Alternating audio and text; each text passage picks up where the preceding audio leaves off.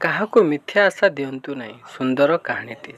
ଥରେ ଜଣେ ଧନୀ ଲୋକ ମନ୍ଦିର ବାହାରେ ଗରିବ ଲୋକଙ୍କୁ ଦାନ କରୁଥିବା ସମୟରେ ସେ ଜଣେ ଭିକାରୀଙ୍କୁ ଦେଖିଲେ, ଯାହାଙ୍କ ଗୋଡ଼ରେ ଏକ ବଡ଼ ଘା ହୋଇଥିଲା। ଘାଟି ପଚି ଯାଇଥିଲା। ଧନୀ ବ୍ୟକ୍ତି ଭିକାରୀଙ୍କୁ ପଚାରିଲେ, ତମର ଏ ଘାଟି କେତେ ଦିନ ହେଲାଣି? ଆଉ ତୁମକୁ କଷ୍ଟ ହେଉନି କି? ଭିକାରୀ ଉତ୍ତର ଦେଲେ, ଏହା ଏକ ପୁରୁଣା ଘା ବାବୁ। ଏହା ବହୁତ ବର୍ଷ ହେଲାଣି। ଏହା ମୋର ଅଭ୍ୟାସ ହୋଇଗଲାଣି।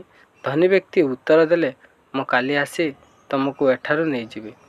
ମୁଁ ତୁମର ଏକ ଭଲ ଡାକ୍ତରଖାନାରେ ଚିକିତ୍ସା କରିବି। ଏହା ଶୁଣି ଭିକାରୀ ବହୁତ ଖୁସି ହୋଇଗଲା।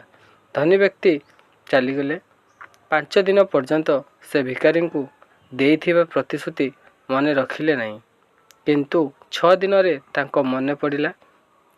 ସେ ସଙ୍ଗେ ସଙ୍ଗେ ସେହି ମନ୍ଦିରକୁ ଗଲେ ଆଉ ଭିକାରୀଙ୍କୁ ଖୋଜିବାକୁ ଲାଗିଲେ।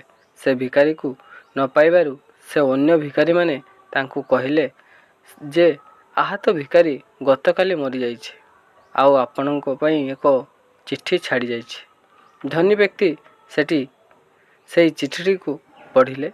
ସେଥିରେ ଲେଖା ଥିଲା, ତମେ ମୋତେ ଆଶା ଦେବା ଉଚିତ ନଥିଲା। ସୁସ୍ଥ ହେବାର ଆଶା ମୋତେ ଯନ୍ତ୍ରଣା ସହିବାର କ୍ଷମତାକୁ ନଷ୍ଟ କରିଦେଲା ଏବଂ ଯେତେବେଳେ ତୁମେ ତୁମର ପ୍ରତିଶ୍ରୁତି ପାଳନ କଲ ନାହିଁ, ଯନ୍ତ୍ରଣା ମାରାତ୍ମକ ହୋଇଗଲା।